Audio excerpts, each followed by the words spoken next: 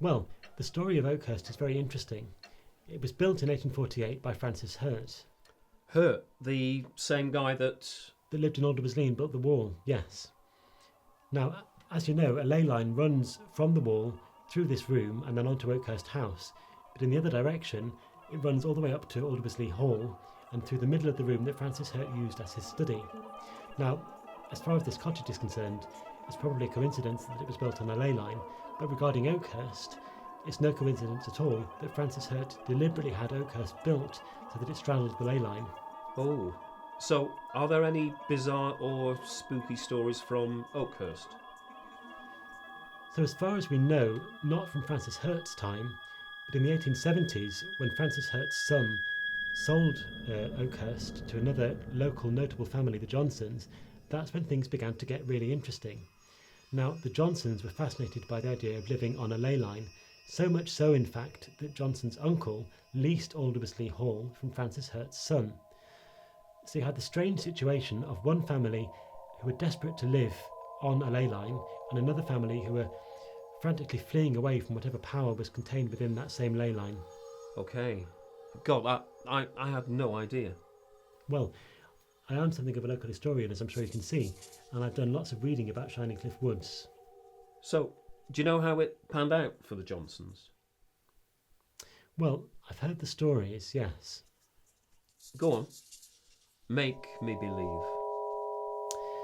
So, for the uncle living up at Aldermaslee Hall, apparently he would regularly see an apparition of Betty and Luke Kenny, and this played on his mind so much that he commissioned a portrait of the two that was placed on the dining room wall within Aldermaslee Hall.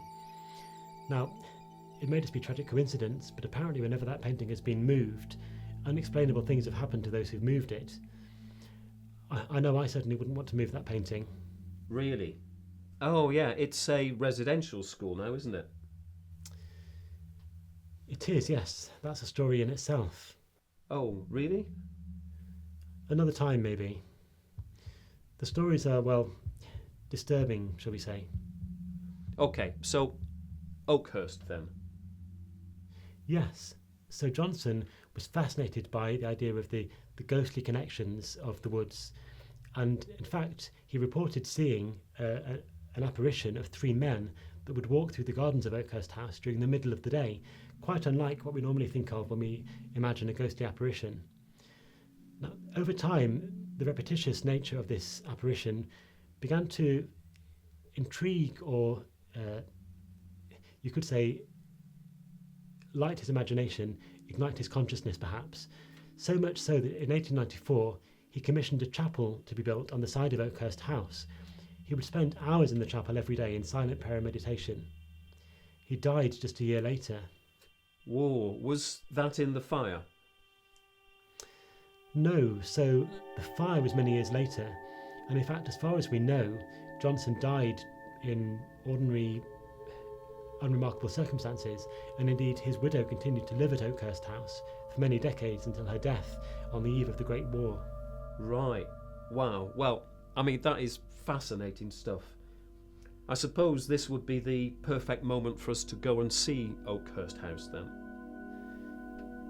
Yes, I suppose it was. Okay, well, I mean, thank you ever so much. Do you think I could take a few shots of the room, just to set the scene?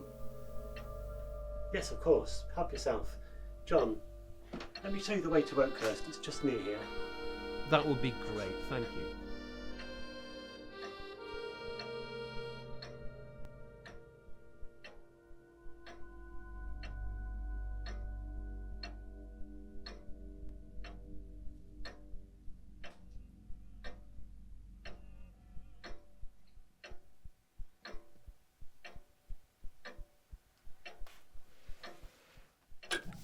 What?